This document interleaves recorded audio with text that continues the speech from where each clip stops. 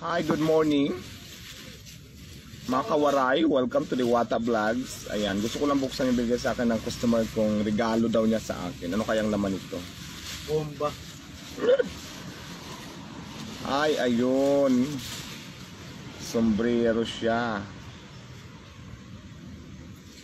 Sombrero. Maganda.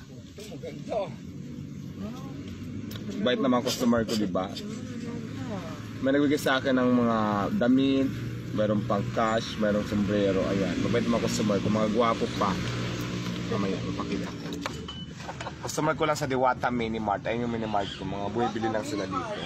Ganon kababait ang mga customer ko dito, guys. Kaya yung mga inditera dyan, Diyos ko, pakabait din kayo. Para mabigyan kayo. Hindi yung ginagawa nyo lang lagi, puro panghusga para bantayan ako. Ay kung magtinda-tinda rin kayo sa mga gilid-gilid. Tapos, yun. Sige boss, salamat.